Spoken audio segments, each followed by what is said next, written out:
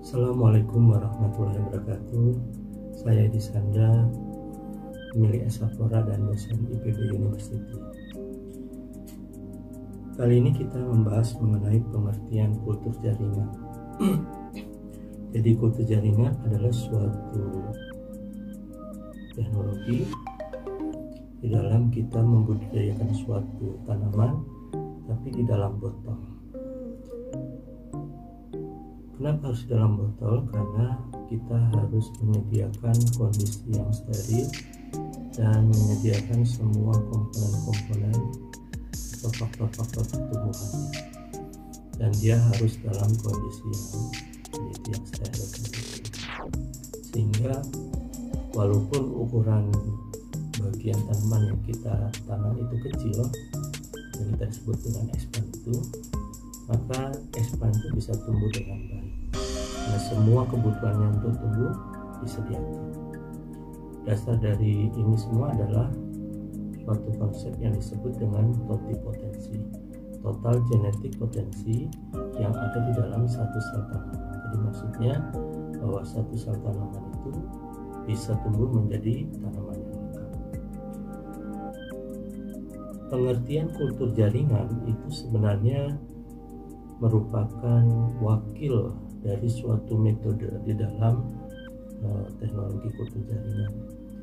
Jadi sama persis dengan misalnya kasus air mineral, orang sering menyebutnya dengan aqua. Saya mau dong aquanya, padahal itu bukan aqua. Aqua itu hanya mereknya saja. Jadi sebenarnya air mineral tadi itu bisa macam-macam mereknya. Demikian juga dengan kultur jaringan.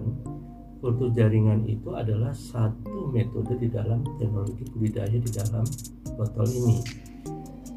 Kultur jaringan itu yang dikulturkan adalah ekspannya jaringan. Nanti ada kultur organ, ada kultur sel, ada kultur protoplas dan sebagainya. Jadi kultur jaringan ini mewakili dari seluruh teknologi budidaya di dalam botol ini. Nah, di dalam istilah asingnya kita sering menyebutnya dengan tissue culture. Jadi jangan sampai salah persepsi, salah pengertian. Oh, saya sudah berusaha untuk menanam tisu tapi nggak tumbuh-tumbuh. Nah, jadi salah persepsi seperti itu.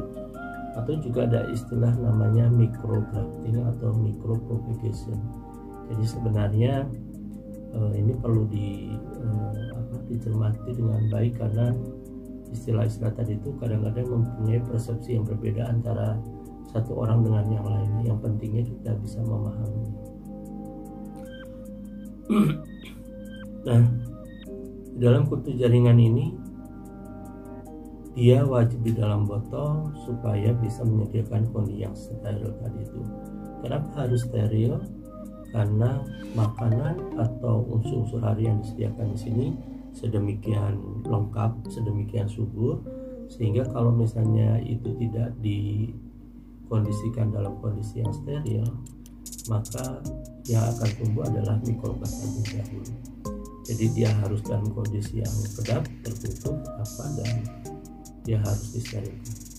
Demikian.